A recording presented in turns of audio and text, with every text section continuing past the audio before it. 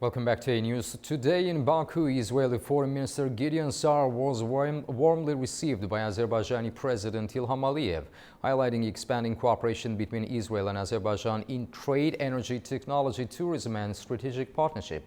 Sar praised Azerbaijan's role in fostering peace in the South Caucasus and underscored the strength of bilateral ties rooted in mutual respect, economic synergy and shared regional interests.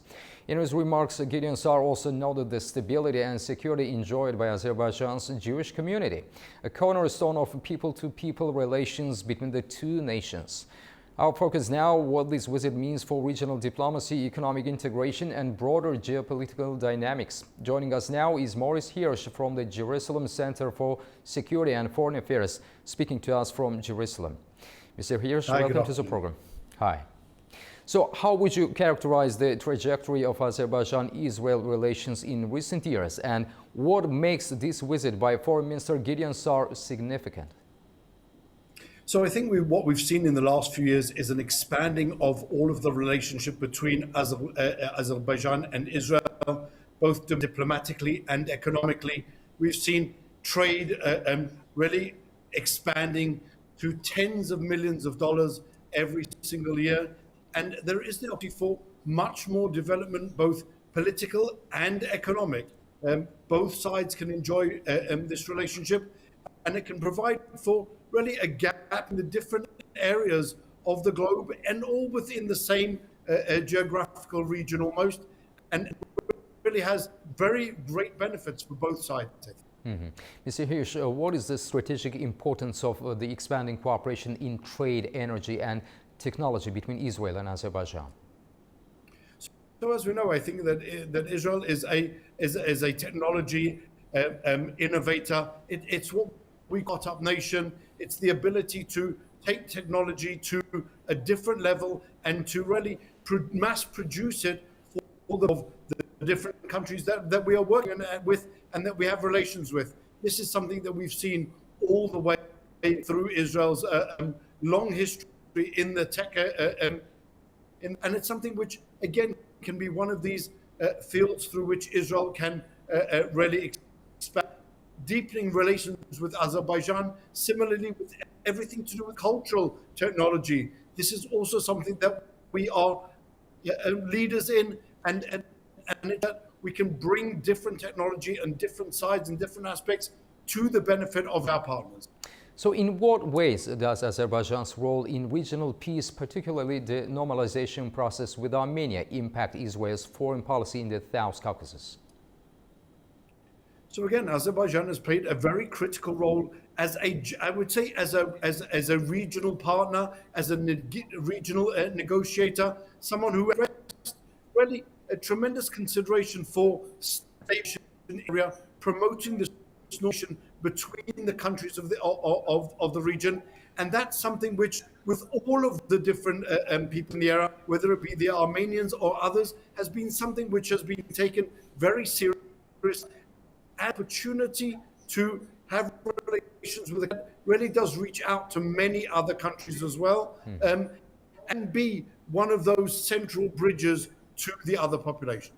Mr. Hirsch, how does the presence of a long-standing Jewish community in Azerbaijan shape diplomatic and cultural relations between the two countries?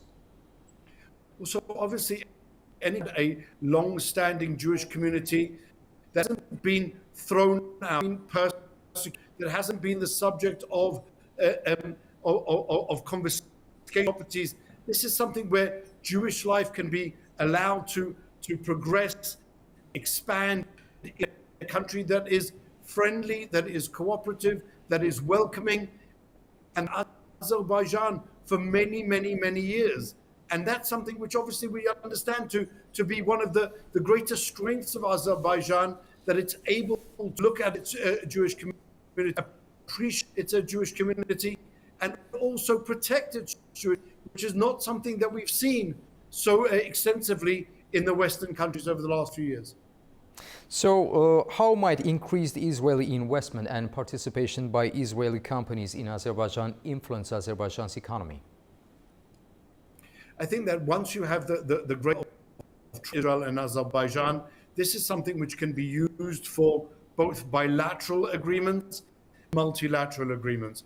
All of these have a kick-on effect. Israel's security industry is something which is tremendously growing and needs a lot of resources. This can be one of the aspects for which Azerbaijan could possibly benefit from. These are the different projects which are going on in Israel, some of them as a result of the war, some of them just as a result of just R&D that needs to be done in different fields. And that trade can really help, I think, both countries mutually.